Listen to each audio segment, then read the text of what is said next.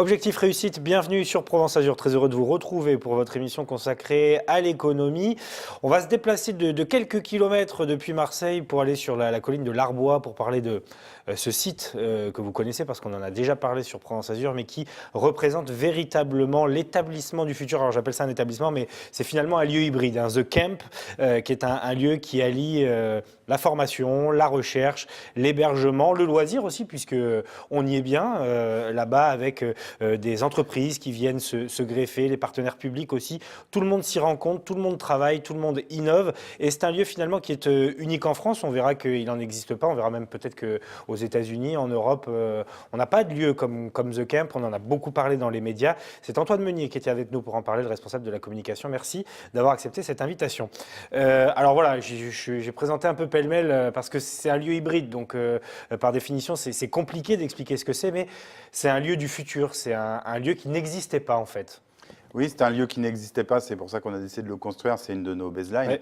Ouais. Quand on arrive, on voit cette citation, enfin cet aphorisme. Absolument. L'idée de The Camp, c'est d'abord de créer un camp de base pour explorer le futur.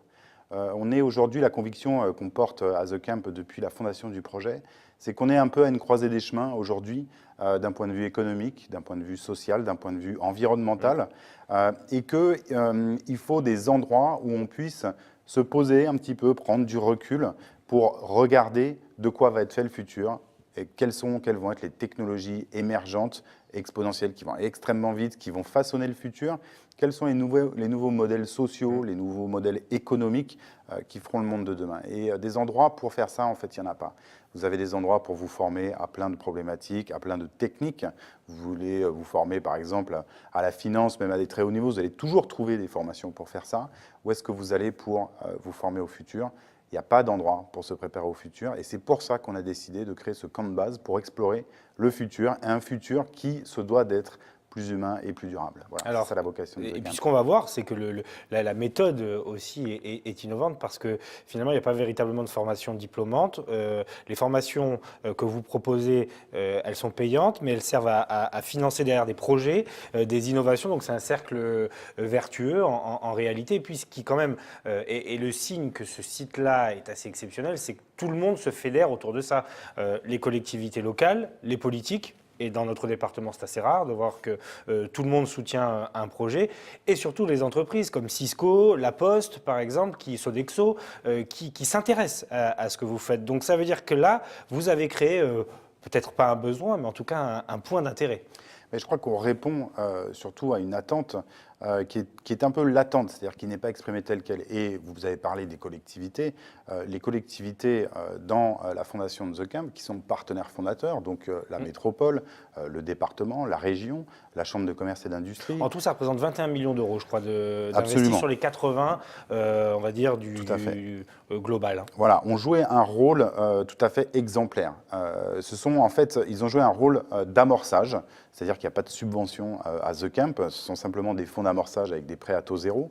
Et ils ont joué ce rôle d'amorçage justement pour emmener le territoire vers le futur. Et c'est ça qui les a embarqués, c'est ça ce sur quoi ils ont voulu participer pour être justement dans cette logique de participer à la création d'un futur meilleur. On a eu une unanimité totale des collectivités locales autour de ce projet. Justement parce que le futur, si vous voulez, il n'y a pas d'experts patentés du futur. Le futur, c'est tout le monde. C'est vous, c'est moi, ce sont les enfants, ce sont les gens qui travaillent dans tous les secteurs d'activité, ce sont des chercheurs, ce sont des technologies. Le futur, c'est nous tous.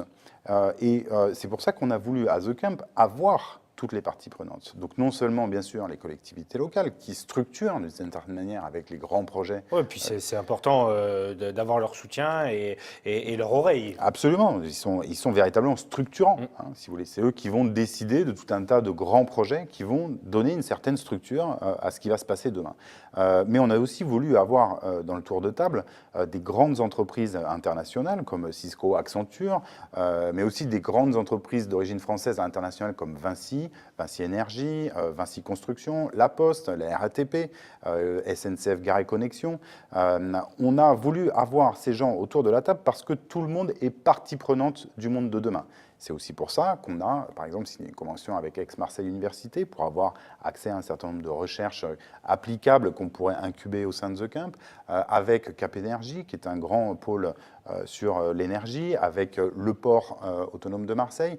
Si vous voulez, on a voulu regrouper dans une sorte de camp de base, justement, tous les acteurs du monde de demain pour pouvoir réfléchir, s'acculturer à ce que sera le futur, notamment dans sa dimension technologique qui est extrêmement importante, mais aussi pour pouvoir prototyper, incuber des projets. C'est un endroit, The Camp, où on a le droit d'échouer. On ne peut pas aller directement vers le futur sans tâtonner, sans faire des essais, des erreurs. C'est ce que j'allais dire, c'est qu'il y a un côté quand même très expérimental, presque sans limite, avec finalement très peu de frontières, parce qu'on sait vers où on va dans l'espace-temps, mais quels seront les produits, quels seront les moyens de se déplacer, quels seront les moyens de s'informer, quels seront les moyens de se nourrir.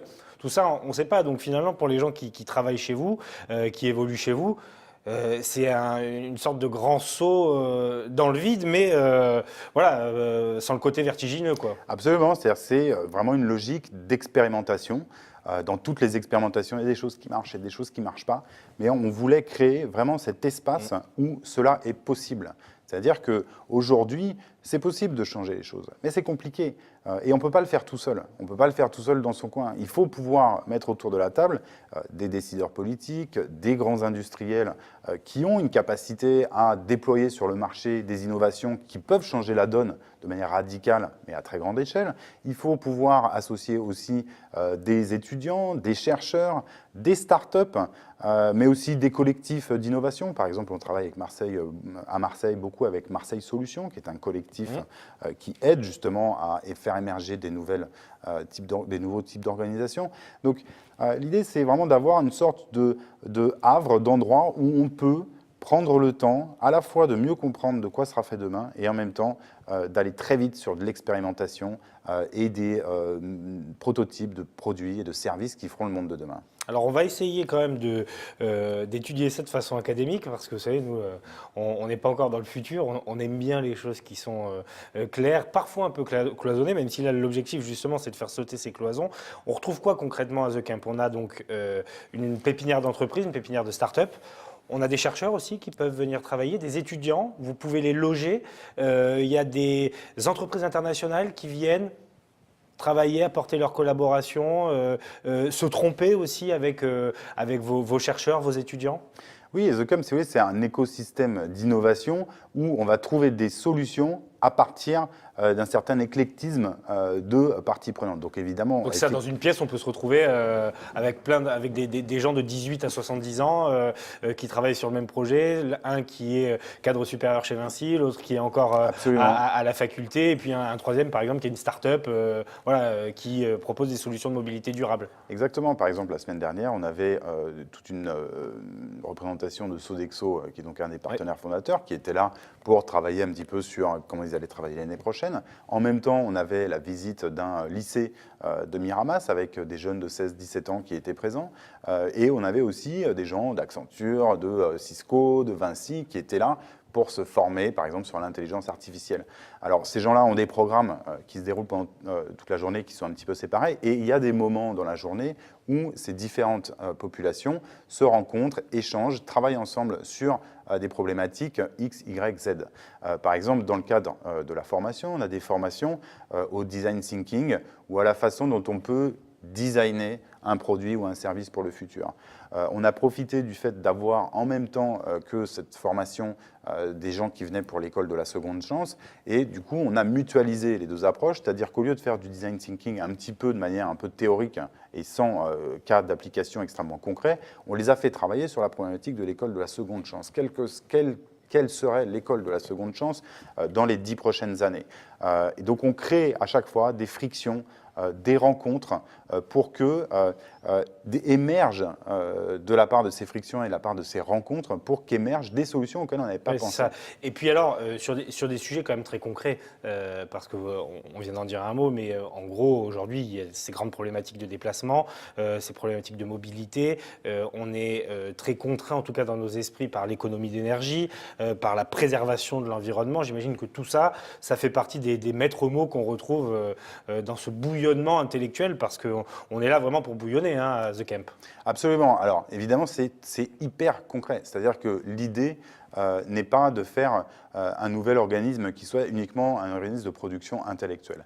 Il y a Oui, c'est ça. une production intellectuelle au niveau mondial d'excellente qualité.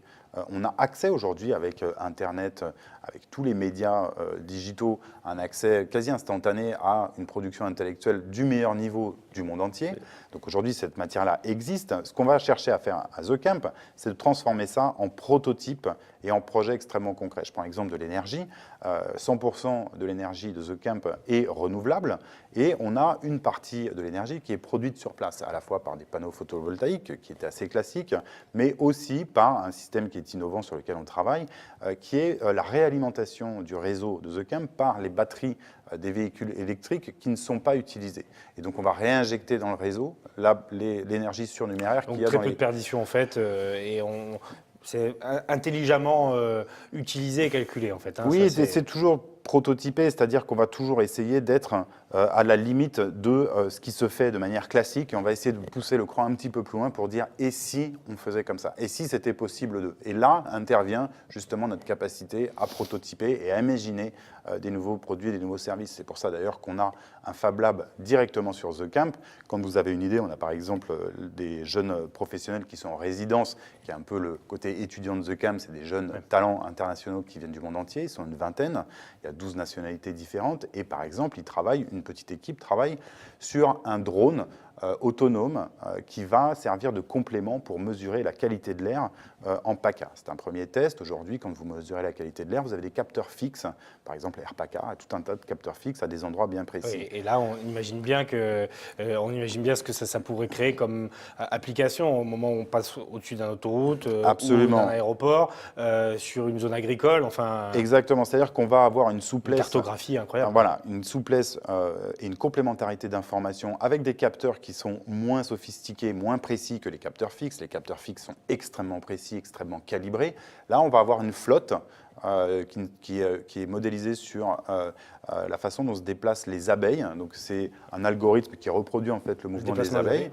Voilà, et on va avoir une flotte de drones qui va aller compléter l'information qu'on peut avoir par des capteurs fixes et donner un maillage beaucoup plus fin de la mesure de la qualité de l'air. Ça, pourquoi ce projet a été possible, a été développé en 3 mois, il y en a un prototype aujourd'hui qui marche, parce qu'il y a un Fab Lab et parce que ces jeunes talents ont pu faire des allers-retours entre le Fab Lab et leur conception pour pouvoir arriver à un prototype aujourd'hui qui est en phase de pré-industrialisation. Voilà. Donc c'est toujours l'idée, si vous voulez, de passer extrêmement rapidement du concept à la solution pratique avec les outils qui sont mis en place pour ça. Et demain, ça peut donner lieu à une start-up. C'est pour ça qu'il y a un accélérateur de start-up au sein de The Camp. Ce type de projet peut tout à fait, une fois qu'il est en phase de pré-industrialisation, faire l'objet d'une start-up pour aller porter ce produit-là sur le marché. Alors, j'ai retrouvé dans mes notes ce que je voulais dire, parce que depuis tout à l'heure, je cherchais.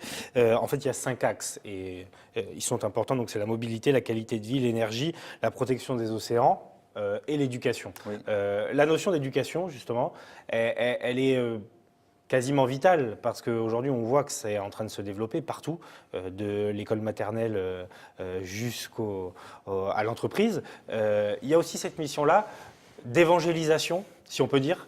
Alors, évangélisation... ouais, c'est un terme fort, je le reconnais terme, que c'est voilà, un peu... mais en tout cas, de propagation d'un nouveau mode de pensée et d'une nouvelle façon d'aborder finalement la chose. On verra que c'était la volonté de Frédéric Chevalier qui a créé la chose, on en reparlera. Mais voilà, changer un peu culturellement notre approche à la fois du business et finalement de la recherche et de l'innovation. Je ne dirais pas évangélisation parce qu'on n'a pas de doctrine à The Camp. Moi, je ne sais pas plus que vous de quoi sera fait le futur et je n'ai pas une doctrine à vous dire, voilà, le futur, il sera comme ça. En revanche, notre seule doctrine, entre guillemets, c'est justement de dire que pour comprendre ce qui va arriver, il faut s'acculturer et il faut aller voir ce qui se passe d'un point de vue technologique, d'un point de vue social, environnemental. Donc il y a une grande dimension plutôt d'acculturation, c'est-à-dire qu'on va, à travers des mentors, des experts internationaux du monde entier qui viennent à The Camp régulièrement, vous allez beaucoup mieux comprendre au-delà des fantasmes et du côté Terminator ou autre, ce qu'est la robotique et ce qu'est l'intelligence artificielle. Et vous allez vraiment pouvoir très très concrètement savoir ce que c'est et y trouver des applications pour votre métier à vous, pour votre collectif, pour votre entreprise, peu importe. Voilà, ça, c'est une dimension qui est extrêmement importante. On n'ira pas dans le futur de manière autonome et sereine si on ne comprend pas bien quels sont les grands enjeux du futur. Et les enjeux, ils sont absolument gigantesques. Aujourd'hui, on est face à des changements, un changement de paradigme qui est absolument énorme en termes environnementaux. On voit bien aujourd'hui les contraintes qui existent, pour lesquelles il faut des réponses. D'un point de vue social, également, les inégalités n'ont jamais été aussi importantes dans le monde. Et à chaque fois qu'on redescend d'une échelle, c'est valable aussi pour la France, c'est valable aussi pour Marseille. Les inégalités sont absolument extraordinaires et immenses. Donc il y a des enjeux qui sont absolument gigantesques. Et si on ne comprend pas bien ces enjeux, on ne sera pas capable d'apporter une réponse positive et durable au futur. Et ça, c'est un enjeu fondamental. Alors c'est une façon différente et d'ailleurs je crois qu'il y a une autre maxime qui dit que pour une fois inspirons-nous de ce qui n'a jamais été fait. Ouais. Au niveau du financement, c'est pérenne, ou là aussi voilà, il peut y avoir quelques interrogations parce que on voit bien que voilà, il y a beaucoup de partenaires, ça tourne beaucoup, on finance beaucoup d'innovations, etc. Donc est-ce que là, c'est pas le seul risque finalement de l'aventure, le risque financier, non? Oui et non, c'est-à-dire qu'on ne lance pas effectivement un écosystème de rupture comme ça en 6 mois. Oui, ça, il va falloir vous laisser un peu de temps. Oui, ça, Voilà, le travail qu'on a commencé il y a 4 ans, on est allé extrêmement vite. Le chantier a duré 18 mois, on avait 3 mois d'avance sur la livraison des travaux au budget, ce qui est quand même rarissime sur ce type de travaux. Oui, je vous confirme que ça arrive très peu. Voilà, donc si vous voulez, on a fait aujourd'hui la preuve d'une gestion financière tout à fait rigoureuse de The Camp. On ne peut pas faire autrement. Encore une fois, on ne lance pas un écosystème de rupture aussi important en 6 mois. Et aujourd'hui, dans le financement, on a prévu de pouvoir, avant d'atteindre ce qu'on appelle le break-even, donc le point où on va commencer à gagner de l'argent, on a prévu à peu près 3 ans de financement. Ces 3 ans de financement sont aujourd'hui dans les caisses et ça nous donne le temps de développer cet écosystème de rupture. Donc on atteindra probablement le break-even vers 2021, notamment grâce aux formations que nous dispensons vis-à-vis des grands groupes et des grandes entreprises qui ont besoin de se transformer et de mieux comprendre quels sont les grands enjeux de demain, ce qui nous permet de financer d'autres activités qui coûtent cher mais qui ne rapportent pas d'argent, comme par exemple la résidence des jeunes talents internationaux qui viennent, qui sont nourris, logés, blanchis à The Camp, mais qui apportent beaucoup dans l'écosystème avec leur créativité, leurs idées, etc. C'est majeur d'avoir cela dans l'écosystème. L'accélérateur de start-up qui est coproduit avec le Crédit Agricole Alpes-Provence est aussi un élément extrêmement important de The Camp et il faut aussi pouvoir le financer.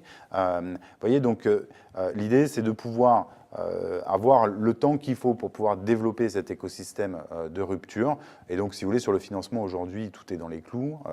On est en train de clôturer nos comptes sur 2017 avec une cible qui est légèrement inférieure à ce qu'on avait prévu dans le business plan. Donc, pour l'instant, tout va bien. Voilà, après, ça reste une entreprise comme toute risquée. aventure, Donc, exactement. il peut y avoir effectivement un chaos sur la route. Mais aujourd'hui, tout va bien. Alors aujourd'hui, combien de personnes gravitent finalement autour de The Camp? Ça doit être difficile à évaluer parce que ça va, ça vient. Hein. Si on le dit vulgairement, voilà, il y a des entreprises qui arrivent. Bon, voilà, c'est un lieu de vie aussi, forcément. Bien sûr, alors si vous voulez, des personnes qui sont en permanence à The Camp, il y en a environ 80, qui sont les personnes qui produisent The Camp et donc qui créent les conditions de cet écosystème, des facilitateurs, des designers, des gens qui s'occupent de faire tourner le Fab Lab, l'accélérateur Village by CA de start-up, donc avec le Crédit Agricole Alpes-Provence. Voilà, ça fait à peu près 80 personnes. Et puis toute l'exploitation du site, la restauration, l'hôtellerie, etc. Donc, Oui, parce qu'il y a 250 logements, hein, c'est ça, je crois. il y a non, 175, 175 logements et on peut nourrir environ 500 personnes par service. Voilà. Petite Donc, ville. c'est une petite ville, oui, bien sûr. L'idée, c'est d'avoir un lieu de vie et qu'on puisse justement rester le temps qu'il faut pour développer ces prototypes et ces idées pour le futur. Après, en termes de personnes qui gravitent autour de The Camp, ça dépend comment on compte, mais on va être à peu près une dizaine de milliers de personnes qui ont eu des interactions avec The Camp et qui sont passées Et dans le monde par entier. le site. Oui, bien sûr, dans le monde entier. Parce qu'il y a la dimension internationale qui est importante, vous l'avez dit, sur ces 20 talents dont on va reparler juste après. C'est l'exemple que finalement The Camp a tapé dans l'œil de la planète.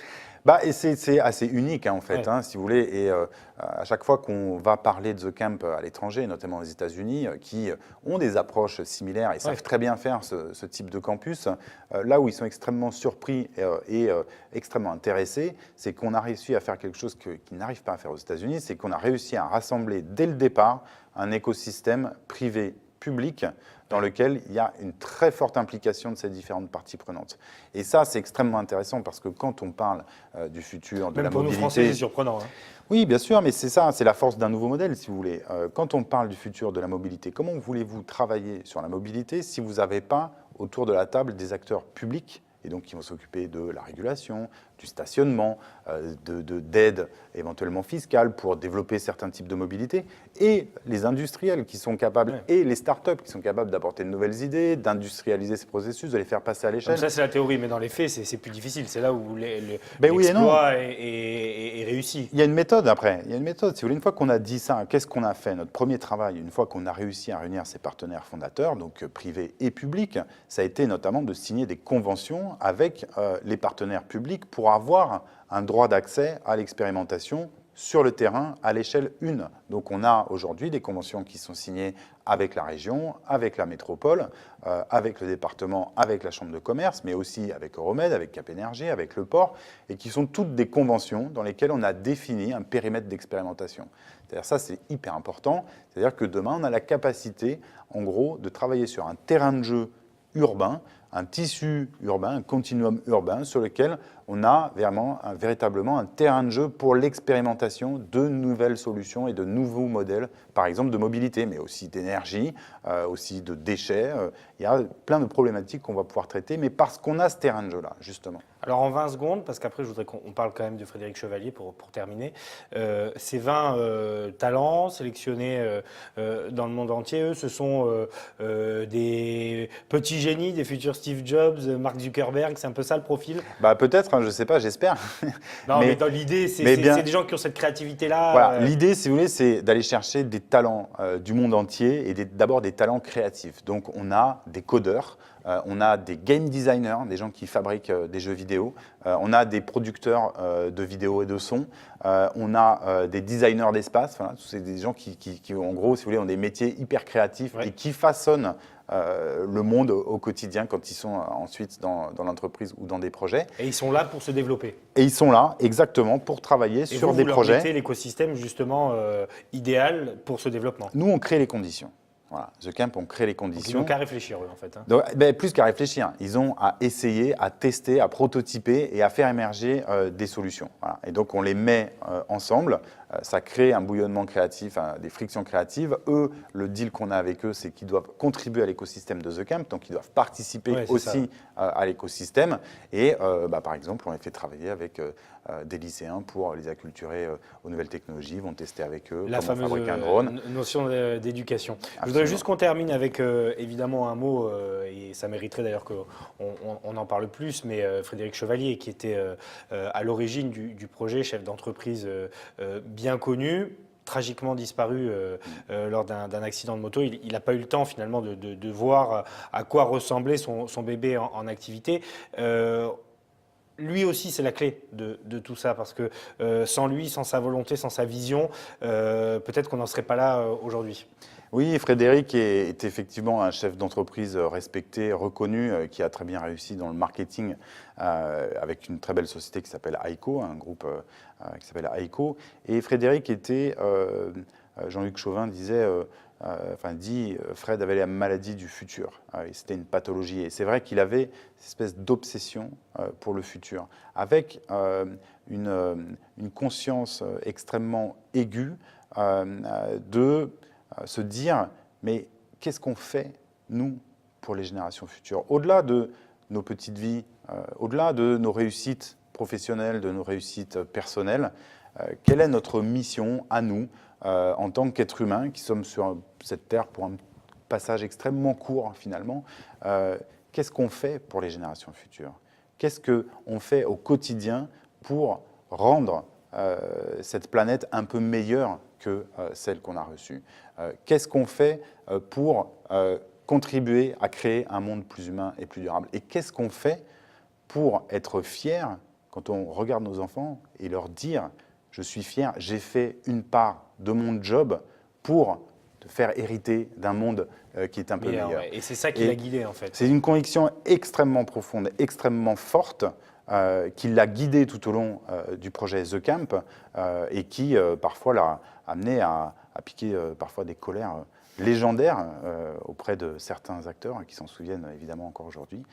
Mais c'était une conviction extrêmement forte et vitale, et c'est ça l'énergie de The Camp. C'est vraiment c'est ça qui est au cœur du projet The Camp, et c'est l'énergie qui nous porte au quotidien, l'énergie de cette vision qu'avait Frédéric. Les gars, soyez fiers du job que vous faites tous les jours. Vous n'avez pas le droit de vous résigner. Vous devez contribuer à travailler pour rendre ce monde un peu meilleur. Eh bien, ce sera le mot de la fin. C'était une belle fin. Merci beaucoup, Antoine Meunier, d'avoir accepté cette invitation, responsable de la communication pour The Camp, ce campus hybride du futur. Entretien que vous pouvez revoir sur notre site internet, le www.azur-tv.fr, les réseaux sociaux, notre page Facebook, fil Twitter et chaîne YouTube sont également à votre disposition. À la semaine prochaine pour un nouveau numéro d'Objectif Réussite sur Provence Azur.